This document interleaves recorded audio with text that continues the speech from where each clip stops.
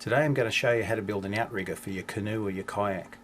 We're going to use some bits and pieces that are pretty easy to find in your local supermarket and also in your local hardware store. It's not going to cost very much and it's going to be very easy to build. So this is the canoe we're going to use. It's actually a kayak and a Motion Comet. It's one of the new ones. It's just come out in 2010 in Australia anyway. And as you can see, it's a sit inside. And the reason why we're going to use a sit inside is because you really don't need an outrigger if you're going to use a sit on top. They don't tip, and even if they do, they're pretty easy to get back on. But in a sit inside, if this thing tips over out in the water, it's next to impossible to get back into it again. So we're going to build a little outrigger which is going to sit at the back here, and hopefully it's going to work really well so that you won't have any trouble when you're out in the water if you spill or if you want to get out and just to have a swim and come back in again.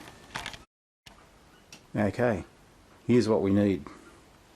One of these things you can get down the hardware store. It's a little 1/2 inch adapter pipe with a screw thread on it here. Next we'll need one of these things. It's a T-piece. The important thing about this T-piece is that it's got a screw thread in the middle here, where the other bit that I just showed you screws into. Then we need a bit of pipe, 15mm we call it over here, water pipe, PVC pipe, PVC 15, a plastic Coke bottle, like so, empty of course. I use the 2.25 litre ones. You can get these in 2 litre as well, a little bit small. Get the biggest one you can, which is this one. 2.25 litre. It's just a little bit rounder, a little bit bigger, just a little bit more flotation. That's about it. Now we'll get to building it. First thing you've got to do is take the cap off the 2.2 litre bottle and get a little file and file this down a bit. See this cap thread here? It needs to be filed down just a smidgen. I took about, I don't know, maybe 1/2 millimetre off it. Basically you just get a file and just file around it a couple of times and it's more than enough. What you'll find then is that when you push it into the end of this, it's a nice tight fit. Just like that. Nice tight fit in there. And what we do is we put the other bottle in there, just like that. And you can see it's starting to come together already. Pretty simple, eh? Now all we've got to do is make the rod that goes from the back of the boat to where my finger is in there. And the way you do that is you get this gadget and this gadget and you press it together like that. And you see, very simple. Just a press fit in there, and what I did was run a bead of silicone around there to seal it from water as well. And now all it's left to do is to screw the float into the rod like that. Nice tight fit. And basically there's your outrigger. You see? Pretty simple, eh? There's a couple more things to do yet. First of all, we've got to make sure that this seal in here is a nice watertight seal. Remember, we only just filed the plastic on this and pressed it in. So what we've got to do first is we've got to fill up the end of this cap with a bit of silicone as well, so that no water can get in. If water does get in here, it's not going to get into the bottle and start dripping into the bottle.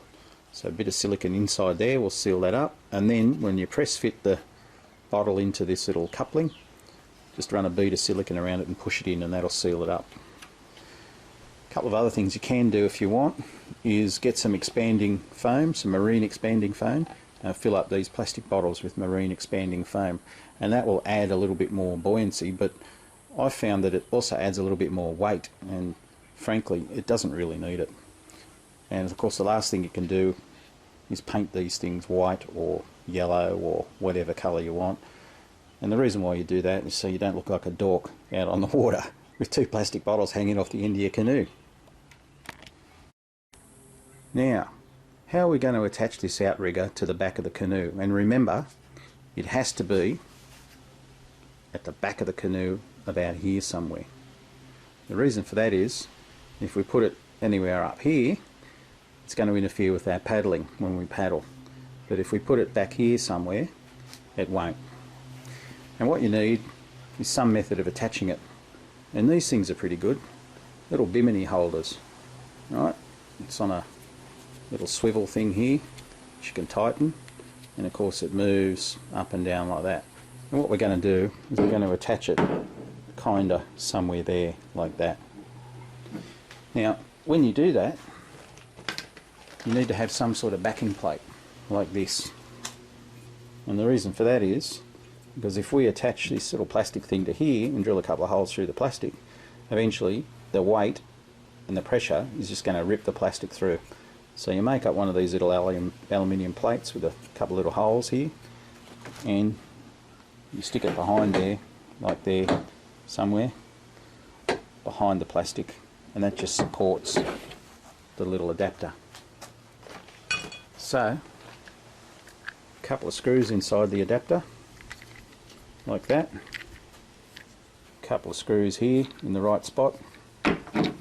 Stick it in there. Bob's your uncle. Now how does that work? I'll show you. Very simple really. This little adapter here just slides the pipe straight in there like that. We're going to put a pinhole through here and put a slip pin in there, or a bolt or something to bolt the two together, and the whole float is like that, you see. Very easy. So that when we put it on the boat, it's going to sit something like that, there like that, and the outrigger is going to hang out there. And the length of this rod you can vary. I've made mine about 1 metre. That's about all you need. You don't need more than that, even less, but 1 metre is pretty good. Pretty simple really. Cost of this whole thing maybe 20 bucks. Now we've got to test it.